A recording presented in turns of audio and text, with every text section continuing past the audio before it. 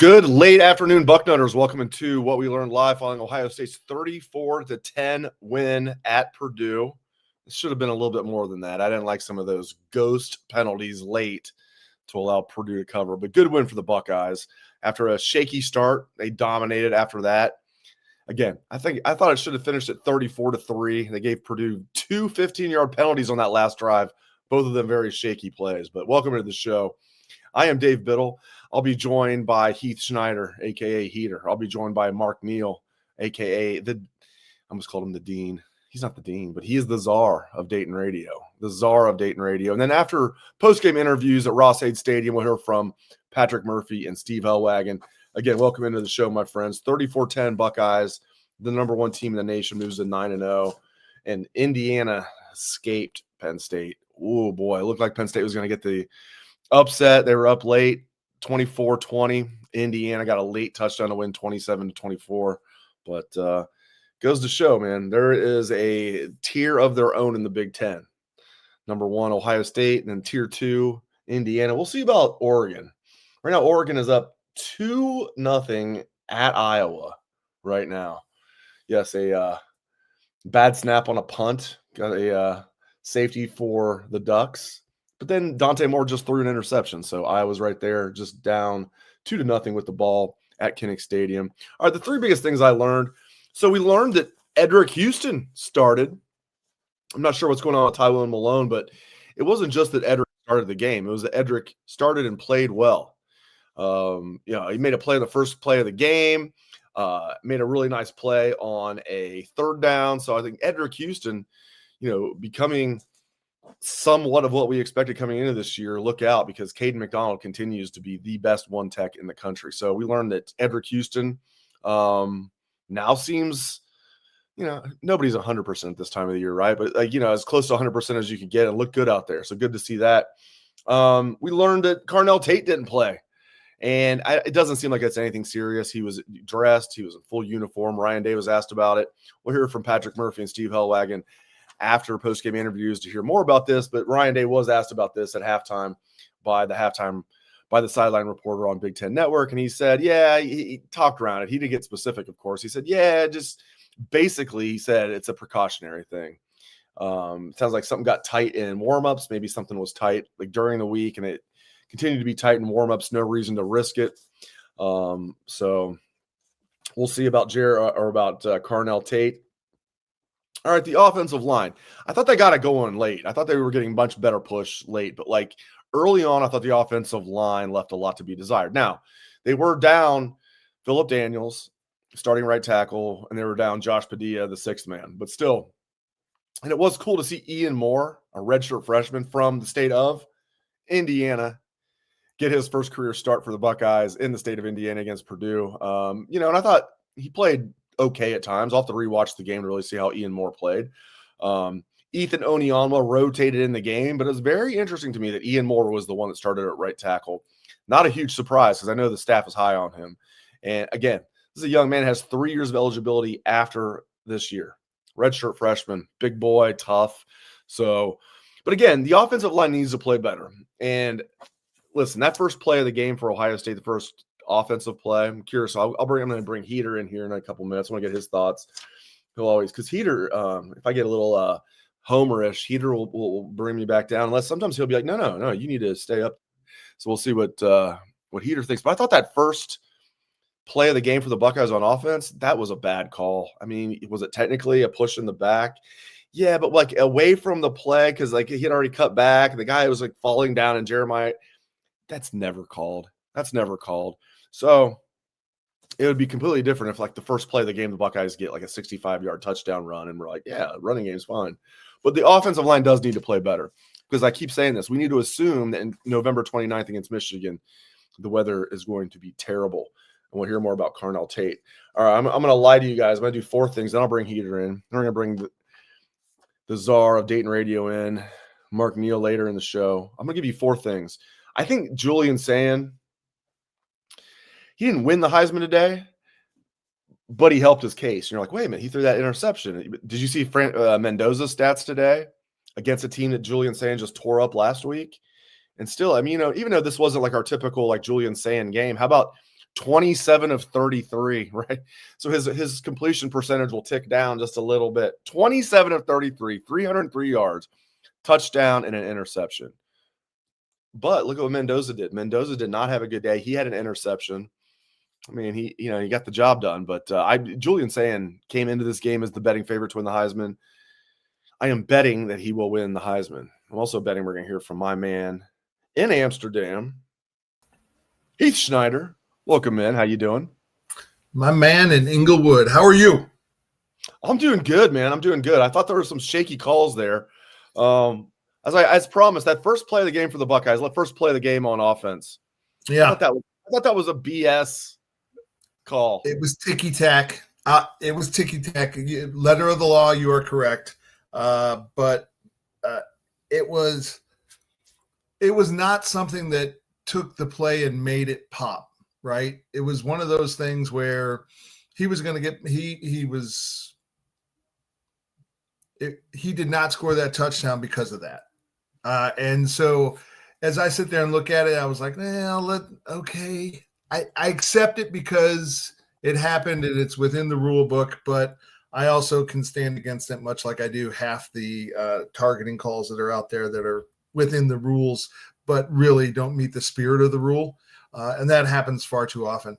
I will tell you, Dave, a couple of things, not game related. I was planning at one point of going to this game, making it a full day trip, leave 4 a.m, head over, do the game, and then drive back in one day, probably stop and have, do the wrong thing and have some sliders at White Castle on the way back just to tip off the whole thing.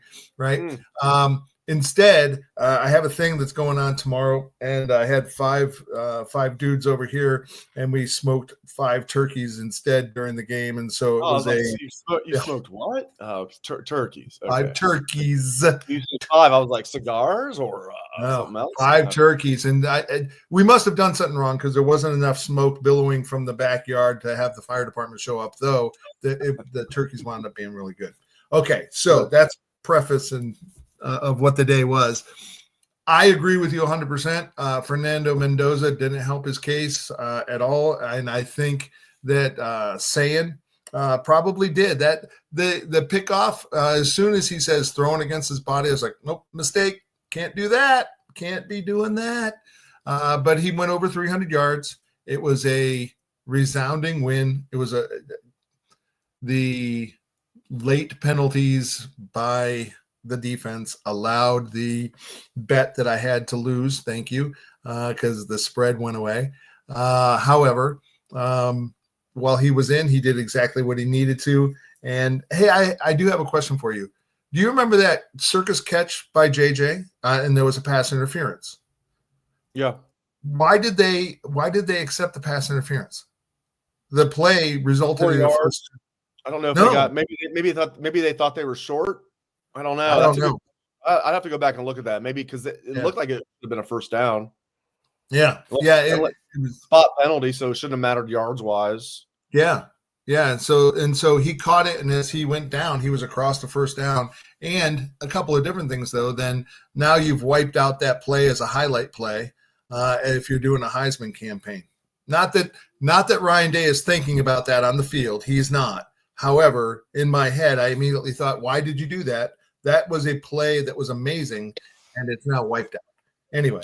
I do want to say this about Mendoza. We've had some people in the chat say, no, Mendoza had a great game today. Like, okay, he had a good game. We're talking about, like, to win the Heisman. And to come into this game, it was Julian Sand 1, Mendoza 2. Here are Mendoza's stats today at Penn State. 19 of 30, 218 yards, 1 touchdown, 1 interception. Solid. Now, I guarantee if you look at advanced stats, 30 attempts, 218 yards, not that good. 1-to-1 interception touchdown ratio.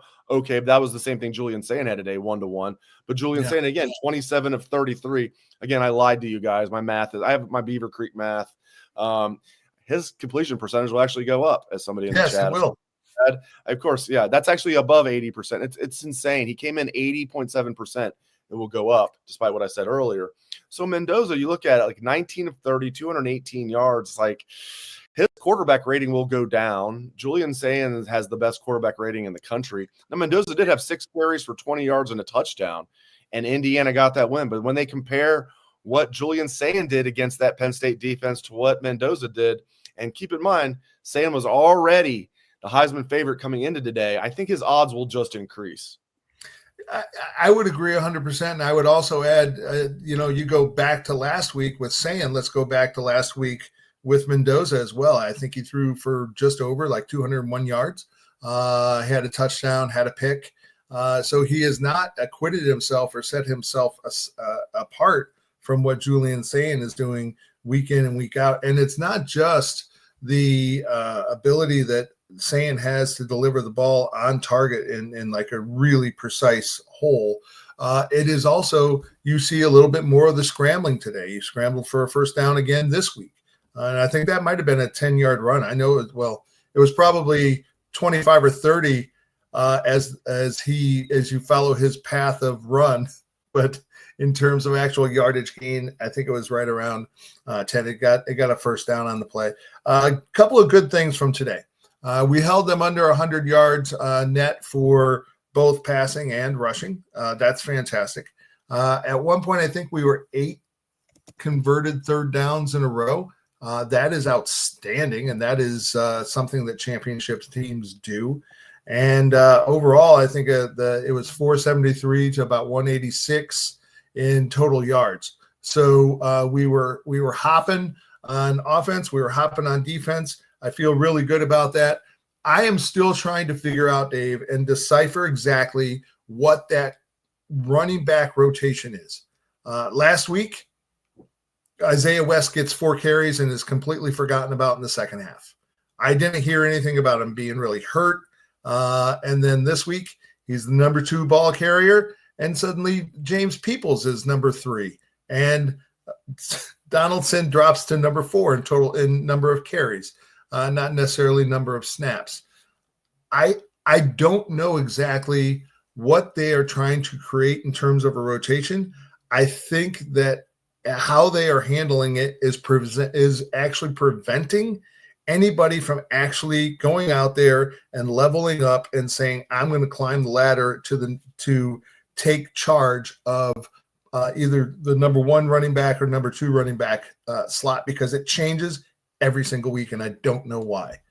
It can't be based on production. If it was, it would always be Jackson and West, and you pick the order based on production, yards per carry or pop ability, whatever.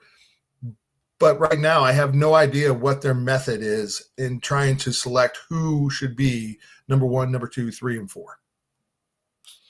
Carnell Tate, I'm not worried about it. Looked like he could play at any time. Like, why risk it? Yeah.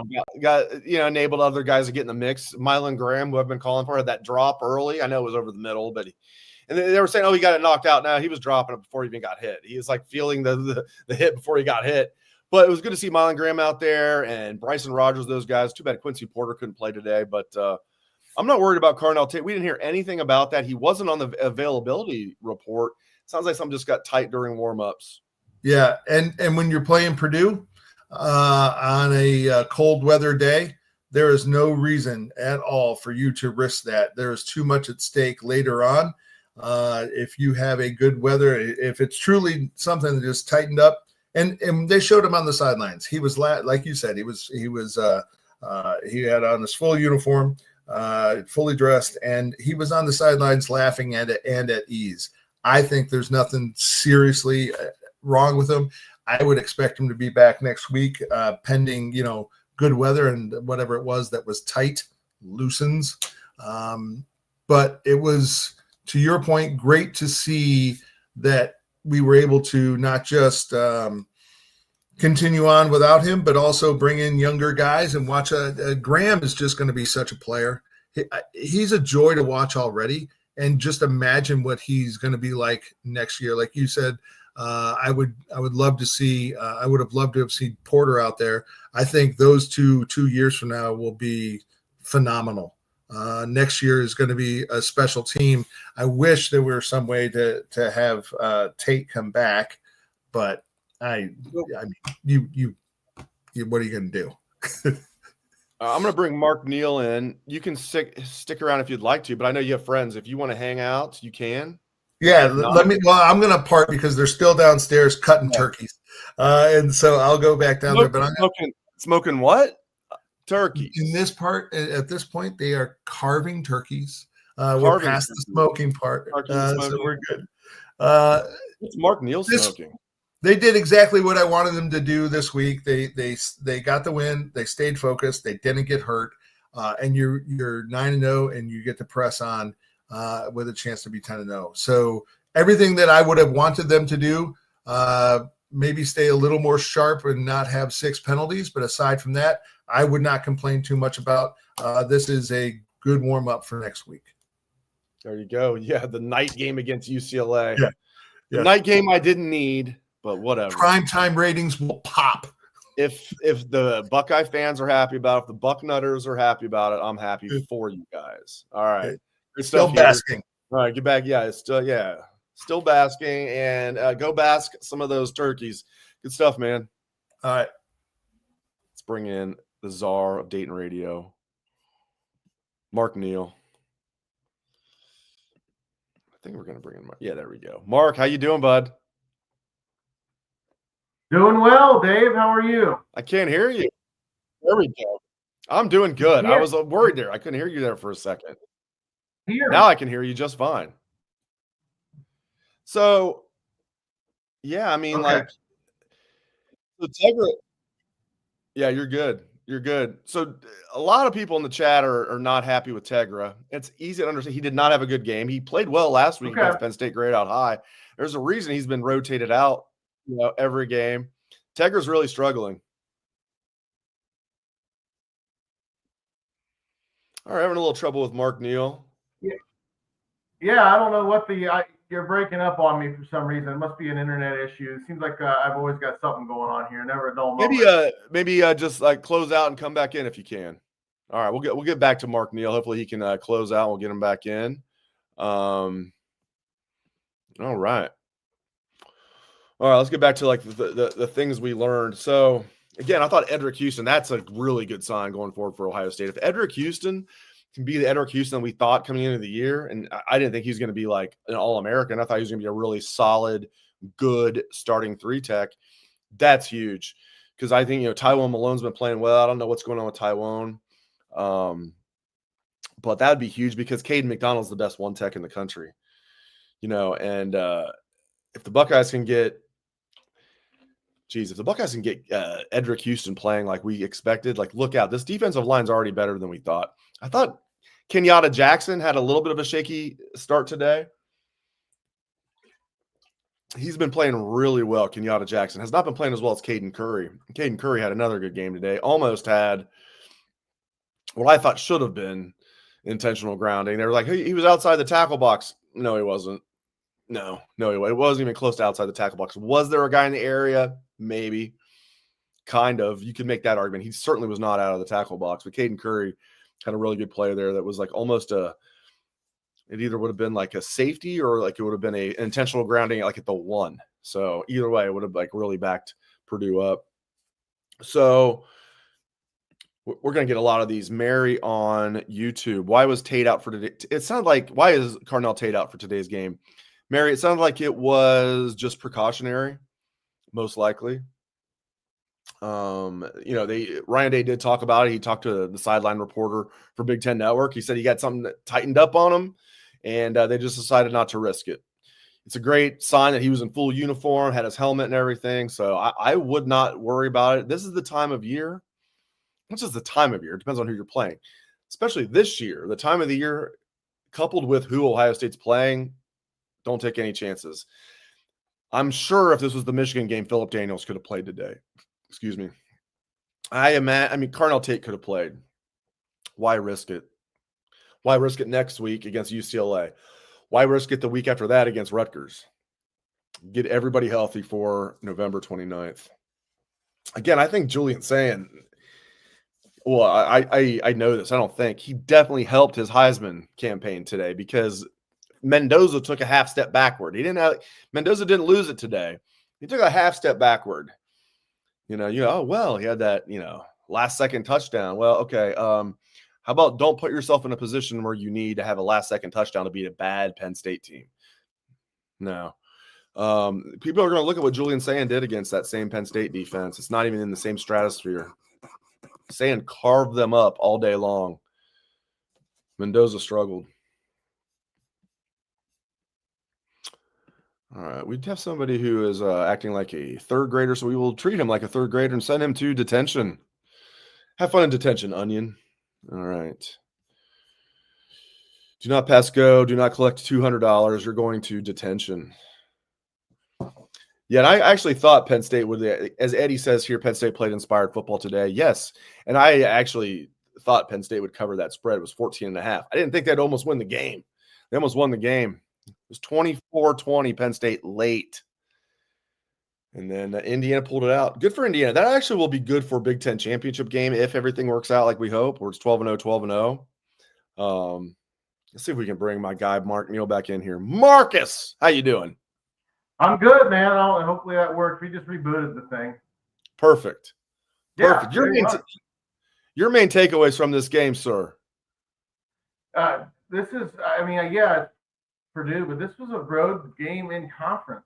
I mean, this stuff happened. This was like what I was afraid was going to happen against Penn State, but it was at the shoe, so it didn't seem to happen. Maybe in the first half, I guess. But Ohio State, one of the things I love about this game was the fact that you look at what Ohio State does well, and among many things is recruit, and the recruiting means you got a lot of depth. Before this game, Dave, if you looked at the stats on the season, after Ennis, the drop-off for wide receiver catches just plummets. Porter and Graham came into this game with a combined 5 catches.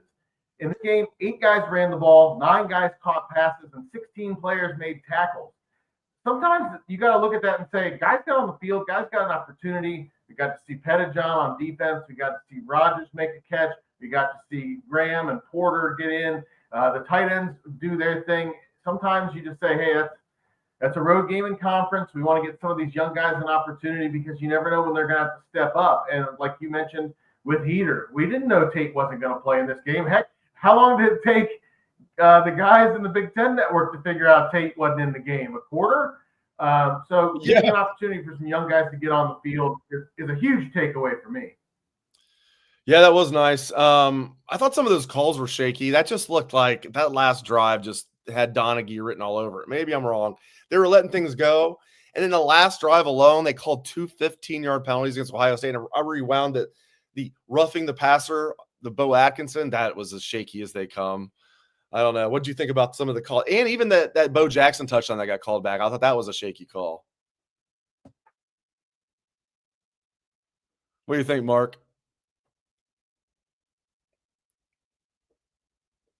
That play. I mean, if Bo Jackson runs that all the way in for the score right off the jump, sometimes that's all it takes to jumpstart something, and that gets called back. I mean, I guess by the letter of the law, that was a block in the back, but I don't know. Play one of the game, I guess you call that, and then the network's like, hey, let's keep the people on the horn here. Not that we're going to change the channel, but yeah, I would say Ohio State doesn't get a whole lot of calls in their favor from time to time. I think I saw somewhere, and of course, it's the internet, so it must be true.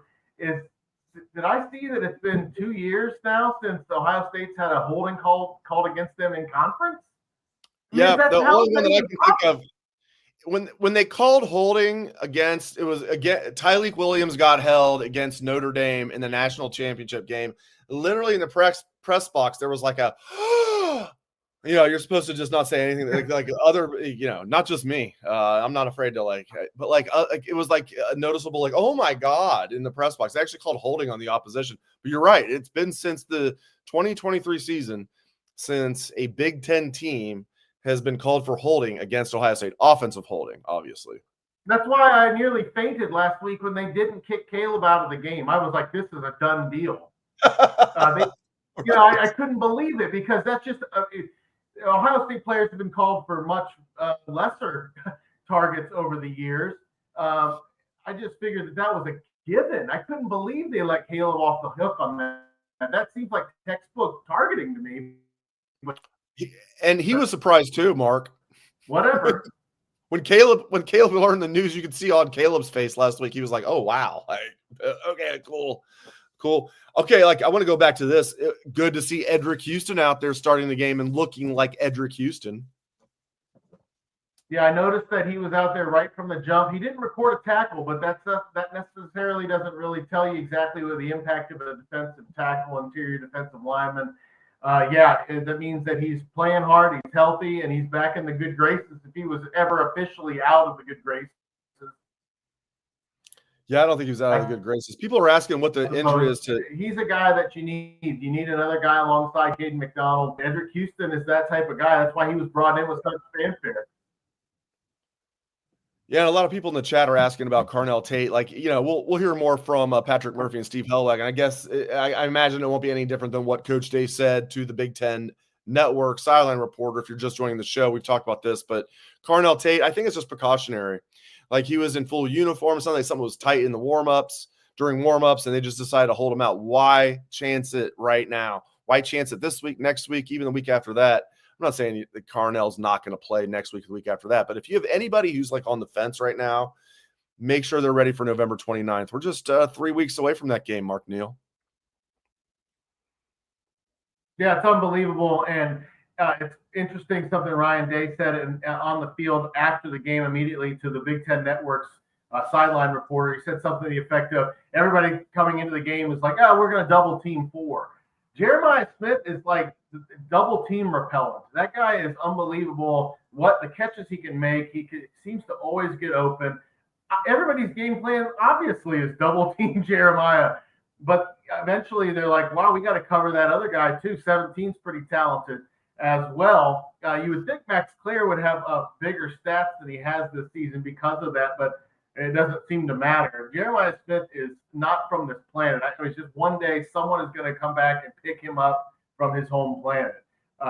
He is remarkable, as good a college receiver as I think I've ever seen, not just in his production numbers. There's guys that have put up bigger catches, yards, and touchdown numbers, but in terms of just his impact on the game, he literally looks like a pro playing college football in every way, shape, and form. He is just that good. It's kind of amazing. And when you have a guy that good, it's like, yeah, Carnell, just rest it. We'll get these young guys in, get them some experience and opportunities. Why? Again, why? They can beat Purdue without Carnell. They could probably beat Purdue without Jeremiah. Now, one of my guys here, Ken Taco Hut. And if you have a Taco Hut, I'm into that. There could be something to this. He said that regarding Carnell Tate. This is from Ken on YouTube. He's saying that's not believable, Dave. Day was holding back. Perhaps there's something like more with Carnell Tate than we think. I don't think so, though. Would he be dressed? Right. I found it odd that he was dressed. The fact that he was dressed but didn't have a helmet and never got hurt leads me to believe that he, in fact, was warming up. And I didn't watch warm-ups. I believe that something happened during those warm-ups, and they were just like, let's just not do this. But they decided to have him not go put his sweatpants on and just stay dressed. It's just, whatever. Let's just, you stand there, don't have a helmet, you're not going to play. They didn't need Carnell Tate. Is there something more to it? I guess. Is there someone on the grassy knoll? I don't know how tinfoil hat we're going to get with this. I have a feeling that it probably was just if it was Michigan, I have a feeling he'd have played. Yeah. By the way, Iowa just scored. They're on the board. It was 9-0 Oregon. Iowa touchdown. If they make the extra point, it will be 9-7 Oregon. So the Hawkeyes hanging in there just as expected at home. 5 minutes left, first half. Oregon 9, Iowa about to make it 9-7. Dave, what did we learn about Indiana today? Again, that's a conference road game. That's a tough game against a team that is talented. Penn State's got talented players on their team. What did you learn, Dave Biddle? I know you weren't paying as much attention, but side-eye, what did you learn about the Hoosiers?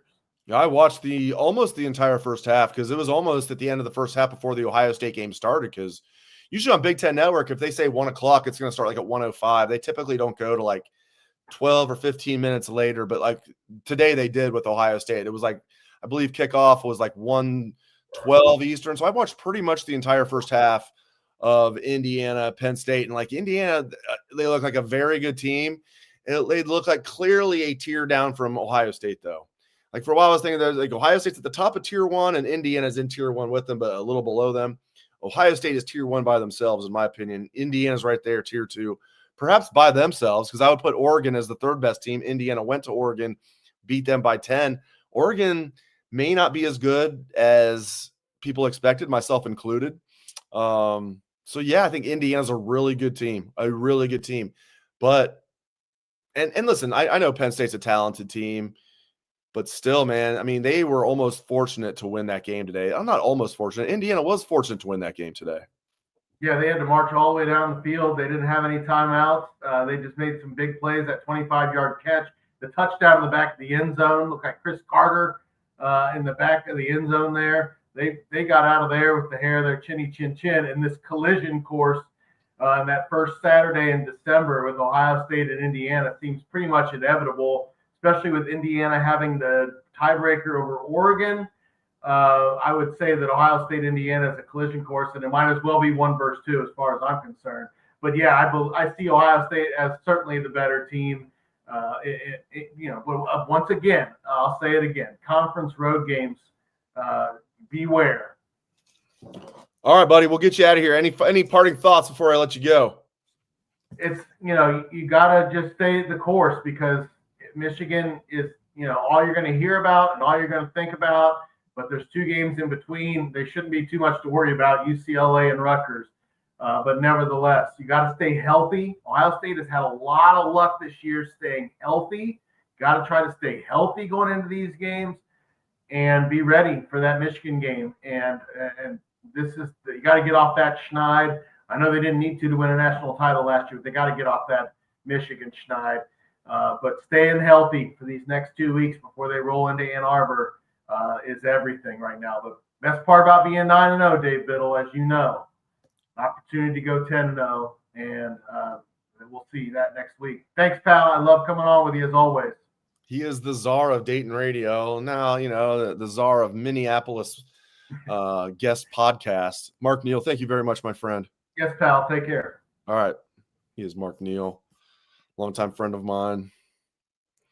Yes, that's right. Mark Neal, the king of Dayton sports. You can call him the king of Dayton sports. I call him the czar of Dayton radio, king of Dayton sports. Andy Lawrence. Gotta like that. All right, let's go live to Ross-Ade Stadium in beautiful West Lafayette, Indiana, to see Patrick Murphy. Welcome to the show, my friend. Hello. How's it going back in? Good. I want to know what's going on with Carnell Tate, because everybody wants to know. Yeah, I think Ryan's comments after the game were pretty similar to at least what I saw that he said at halftime going into the locker room, that it was something that, he wanted to go, probably could have gone if they needed him. It's precautionary. All the things he said before about guys who are dressed but don't play. Doesn't sound like it's anything serious. I guess the TV broadcast said he felt something tight during warm-up, so don't think it's anything major. If he wasn't available or wasn't good enough, I don't think they would have brought him here. They said Josh Padilla, for instance, didn't travel because they want to make sure he is ready to go, hopefully next week, if not in 2 weeks. So, unfortunate, but I think you got to see some of the depth of this team and the receivers specifically. And, even the tight ends a little bit got in on the action, right? Allowed for Max Clare to have a bigger day in his homecoming, so to speak. That's right. So we knew one of the guards was banged up. It turned out to be Padilla. We didn't know for sure he wasn't going to play, but why take any chances? Phillip Daniels was a surprise. He was listed as questionable, did not play. Ian Moore got the start. Onyama rotated a little bit in there, but Ian Moore, redshirt freshman from the state of Indiana, kind of a cool story. He got the start. But what are you hearing about Phillip Daniels? Yeah, Same thing. Sounds like wanted to go, could have gone if they needed him. I was watching them warm up because obviously we knew that might be a thing from the availability report. He was going through the warm-ups. He came over and talked to one of the offensive line coaches. Seemed a little disappointed, if I'm being honest, just kind of reading body language there, that he wasn't gonna go. But again, I think you're looking at this big picture, right? And you want a guy like that ready to go, say a few weeks from now in a big game that might take place in Ann Arbor, Michigan. So I think it's smart. In a game like this, they don't need the style points that maybe an Indiana does, for instance. Not sure. Well, it depends on what you're reading if Indiana got that today. But I think that come out here, win comfortably. Does it look as good as it would if you were at full strength? Probably not. But I think, there was a clear message sent on Tuesday night when the Buckeyes were number 1 in the playoff rankings. And I think if they just keep handling their business, and especially if other guys come in and get some experience, because look, you never know. What if they need Ian Moore in the college football playoff? What if they need him in the Big Ten championship game? Like, now he's played a full game basically against the Big Ten team. So I think it's a smart time of year when you have the opportunity to be careful with guys to go ahead and do it. And, not that they would ever say publicly. And Ryan Day was actually asked, did you guys feel like you could kind of accomplish some things that maybe you couldn't against other teams? And he shot that down. But I think if you're getting the full on opinion of him or from him, then yeah, they probably thought, okay, we can manage this one. Whereas maybe we can't do that against Michigan, Indiana, and so forth. Patrick, a lot of people in the chat are asking about the offensive line. Nonplussed about the offensive line. Yes, Padilla was out. Yeah, Daniels was out. But your thoughts on that? I thought they got it going a little bit in the second half. They wore Purdue out a little bit. They were able to get the run game going. They had the long touchdown called back. I thought that was a shaky call. But your thoughts on the O-line and the running game? Yeah, I think that the run game in the second half was more like I would expect. Now, the numbers still aren't great because for a number of reasons. But I think if they had struggled more against Purdue, who is not a good rush defense, I would have more concerns. I think they kind of did what I expected them to. Would I like to see it be better? Yeah, absolutely. I think the run game, they were rotating guys. I mean, we mentioned the injured guys, but Gabe Van Sickle, yeah, I just saw that question. Gabe Van Sickle got in at right guard because I guess it's mandatory that you rotate the right guard for Ohio State these days. I thought he actually played okay. He gave up one big pressure on Julian Sayin, but I thought he was all right otherwise.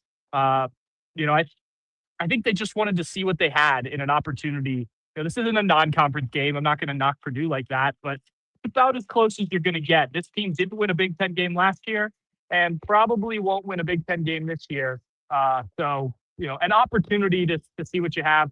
But I do think there were some positive signs. That 70-yard run, take away the penalty, that was A, blocked really well, and B, a really good run by Bo Jackson. You had some other ones. The touchdown drive, I think they rushed for 38 yards, but they hit an 11-yard run, a 14-yard run. That I think was the last touchdown drive. So some positive things, I think, if you're looking for small wins in the run game, which is kind of what you have to do. But I also think, Dave, Julian Sayin's getting protected pretty well. And this team, it's just hard when you can throw the ball like they can. I mean, you don't have Carnell Tate today, and Julian Sayin still throws 300-plus yards. When you can do that, you want to establish the run, but it's just so easy with these receivers and this quarterback. It really is. I thought Julian Sayin had a good game today, even if it wasn't his best game. I mean, you look at Mendoza's stats. I mean, Mendoza, they end up winning the game. Indiana did, but his stats pale in comparison to Julian the previous week. A couple more things will get you out of here. The home crowd on TV, it looked like it was like a neutral site that Ohio State took over. Was it 50-50, or was there more Ohio State fans there than Purdue? It was probably pretty close in the first half. The second half was pretty heavily Buckeyes. A lot of people left at halftime on the Purdue side of thing. Yeah, this section right here, if you're watching this, was Purdue, and then the whole rest of the sideline was basically Buckeye fans. And then on this side, it was more Purdue, but sprinkled in with a good amount of Buckeye fans. I think you could probably argue, especially in the second half, I see that from Buck Rational. It was definitely more Buckeye fans. But look, it's an easy drive. I'm sure there's plenty of Buckeye fans that live in Indianapolis or close by that don't get the chance to make it to Columbus. And I imagine the tickets were relatively cheap. I did a pregame show with a guy that I think some people have heard of. Did a pregame show at the casino today. We did it from 9:30 to 11:30. And this guy, right after the show, jumped in his car and drove to West Lafayette to cover the game. His name's Tim May. Oh, yeah. He showed up late. I was wondering where Tim was because I didn't see him before the game. And then I looked down probably sometime in the second quarter in the press box, and there he was. Well, actually, I heard him first because that's usually how it works with Tim, because you can't miss that drawl. Yes, I couldn't believe it when he said he came to the casino. We did the 2-hour show, then he left, and I knew at that point what he was doing, but We have somebody. All right, if you don't have any sound, log out and log back in because we do have sound. I think there's one person is asking about that. So typically, Dos Tacos. I go Tres Tacos, but you're Dos Tacos. Maybe Cuatro Tacos. Log out, log back in. All right. Speaking of Dos Acero, dude, you got like an hour to get to Cincinnati. I know. You're bumming me out here. As long as they win, that's all that matters, right? Yeah, I've never missed one before, so I'm disappointed. But look, I can't complain. This is what I get to do for a living. So I do have a bunch. No, May is driving people around. 2 hours and 42 minutes. I've looked it up. Plus, there's traffic outside now. But my friends that rode down on the bus made sure to text me a bunch of pictures, so that was nice of them. It's a 2 hour and 40-minute drive. I'll be there in an hour and a half. There you go. All right. Unfortunately, too, I am not driving. We're in Steve's car, so I don't think he wants to make a pit stop in Cincinnati. Steve will go just to go to like the Reds Hall of Fame or whatever. Steve, everybody loves Steve, as you know. You don't think Steve and Garrick and Dan Harker want to come to the game? I mean, they should. Yeah. They should. Let me add a couple more things from Ryan Day real quick. Okay. I asked him about the Julian Sayin interception. I asked if the conversations are any different. I think it had been, I forget what it was. Jerry Emig told us in the press box, I tweeted it out, however many attempts between interceptions for him. It was an absurd number. And so I asked Ryan, like he obviously has been really good, right? So I asked, like, are the conversations different now as opposed to earlier in the year? And he said, I think Julian wanted to go the other direction after that. So Julian, then I asked Julian about it, and he said, yeah, he's going to get chewed out for that one. So Ryan Day has not eased up on his quarterbacks, even though he's becoming more veteran. But I agree with you. That was a bad throw. I mean, it was uncharacteristically bad from Julian. He said the guy dropped and he needs to see him there and just throw the ball away. But yeah, for the most part, I thought he was really good. That throw, the touchdown pass to Jeremiah Smith right over here, fantastic. The 30, I think it's 35 yards. I saw a lot of people obviously loving on Fernando Mendoza. And look, he's had a really good season, don't get me wrong. But I don't know. As Bill Landis, who was sitting next to me in the press box, said, he had this great drive at the end, but he also put himself in that situation with some of the throws he made today. So, right. I think when you look at the game as a whole or look at their performances as a whole, like, you're the betting guy. You think Julian's still the Heisman favorite coming out this weekend? For sure. I bet his odds increase because Mendoza, look at the stats. I mean, Indiana won, but like Bill Landis said, and like I said earlier, like, okay, you could say, well, he let his team down and he had the winning touchdown drive. That was his first touchdown the entire game passing. And you shouldn't even be in that position against a team that entered the game 0-5 in the Big Ten, now 0-6 at Penn State. And listen, 19 of 30 for 218 yards, 1 touchdown, 1 interception. That's not a bad game. 19 of 30. But if you look at quarterback rating, 19 of 30, it's okay. 30 attempts, 218 yards, that's not good for the analytics. 1-1 as far as the ratio. Same thing Sayin had today, but like Sayin's numbers were way better today. And more importantly, you look at last week, what Sayin did against Penn State, he absolutely carved them up. Mendoza, I think his odds will slip. And I think Julian's going to go from like plus 175 to like plus 140. I won't be surprised if it's even money. Yeah. Well, and the other thing is like what Sayin's without us. I guess they both were without one of their top receivers. I guess Surratt was out. I didn't realize that when I was sort of checking in on the game. And Julian the efficiency, right? Like that's the thing for me. He might set the single season completion percentage in college football.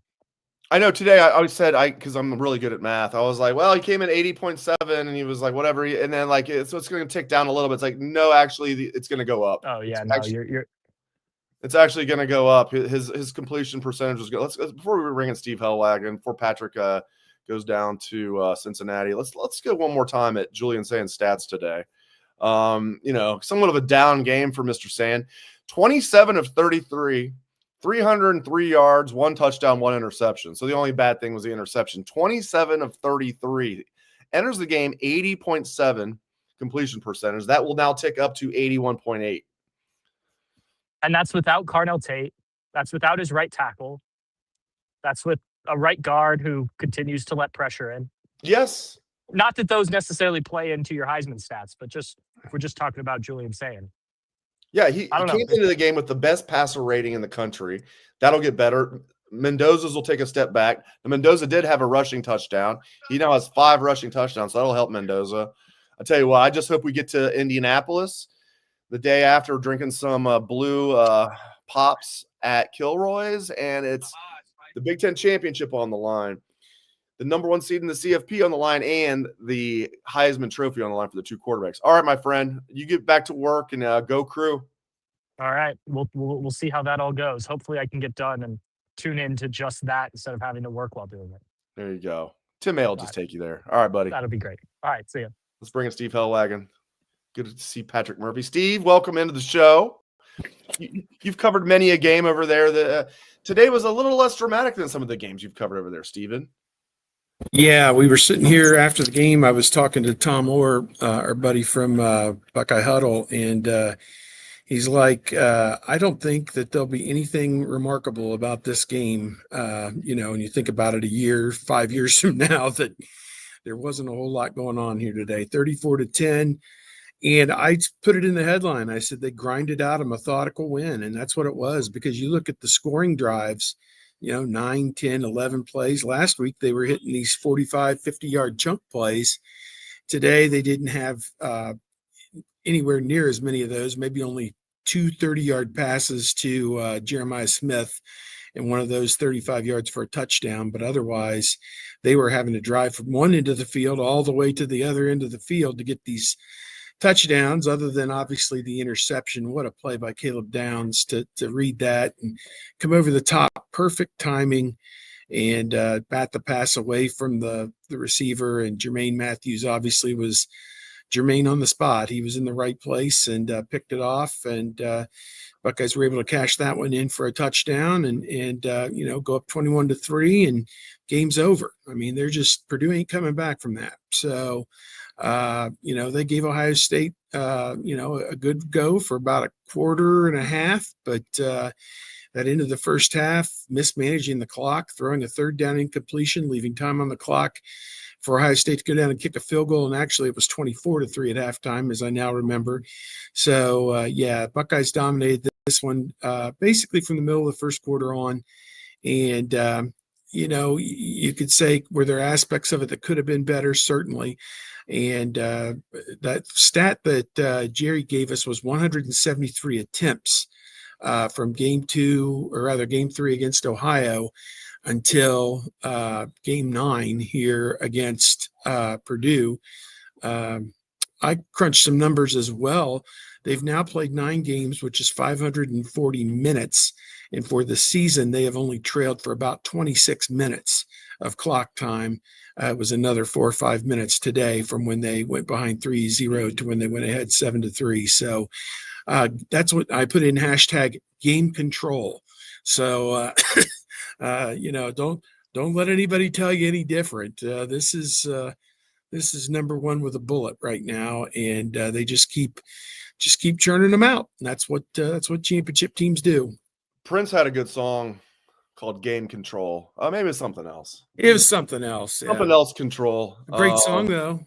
Good. Yeah, I knew this girl named Nikki. Did you know this girl named Nikki? Anyway, Game Control. Let's move right along. So Tegra, not good. He played well last week. Now he doesn't have to look over his shoulder this week. I'm thinking maybe he can stack good games back to back. Tegra struggles, man. It's not good. People were upset with him about the screenplay, but to me, I think he's supposed to feign like he's blocking and I wouldn't say let the guy in, but sell the screen at least a little bit. So I think people sometimes get a little too anxious with some of their angst with him, but again, the coaches see these guys in practice every day, and they're the ones who know who can do what. And I would assume if they had somebody who was healthy and consistently better, that's who would be playing. So it's where it is right now, and obviously, week to week, we'll see how it goes. I thought it was great that Ian Moore got to play most of the game at right tackle, so that was tremendous for him. Indiana boy.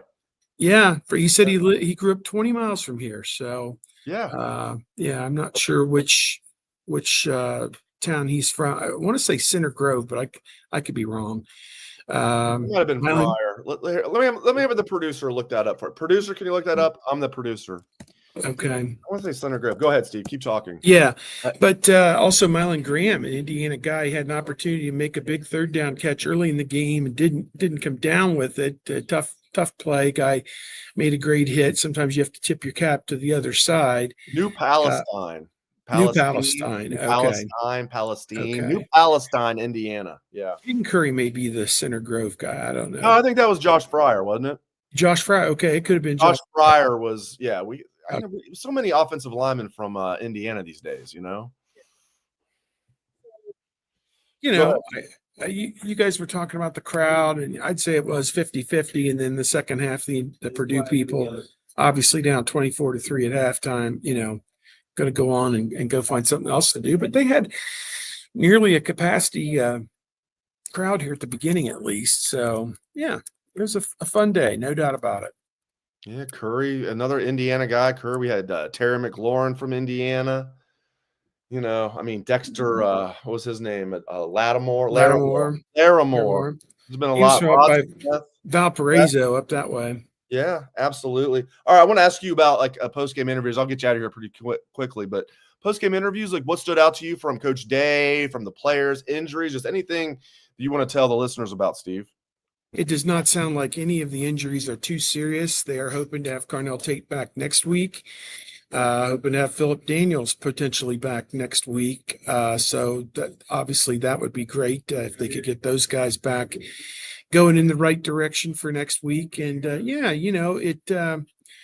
again, this is only a good thing. I mean, you have Bryson Rogers and Milan Graham and all these guys getting an opportunity to get into the game and show what they can do. And I think that is only going to help the depth of this team as they go forward. So yeah, I was pretty encouraged by seeing that. Yeah, 34-10. It doesn't look great, but like, man, I thought there were some shaky calls. Like Ohio State was just trying to just do what they could, get out of Dodge, not trying to run it up or anything. Man, they're kind of letting them play. And then the last drive alone, there's 2 15-yard penalties on Ohio State. And I rewound the Bo Atkinson roughing the passer. Dude, Donaghy watch. I didn't like that call. I did not like that call. Because, you look at the point spread, you look at that, it was 34-3. Point spread was 29.5. And then all of a sudden, there are 2 15-yard penalties on the same drive, both of them shaky. Yeah. Yeah, I didn't like that call. It seemed like, he was just trying to get there is all it seemed to me. But, yeah. All right, man. I don't know. I'll get you out of here. Get Patrick Murphy down to Cincinnati for the crew game. Yeah, we're gonna gas up the helicopter and get to the chopper, as our friend Nooney would say. Get to a the parachute, chopper. just drop him in there. There you go. That's right. All right. Lee will let you borrow Bucknuts one. Bucknuts one. That's right. There you go. All right, Steve Helwagen. Enjoy. Have a great night, and we will see you this week as we get ready for the University of California at Los Angeles coming to town. Nice job by Bruce Thornton last night too. Oh, wow. 38 points. And, again, a lot of good with that performance. On the whole, I think the defense still needs to come a little bit of a ways, and the turnovers, they got to do something. They got to do something about that. So, yeah. Yeah, I don't like the defense that much, but Tilly was a great get. And Bruce Thornton, my gosh.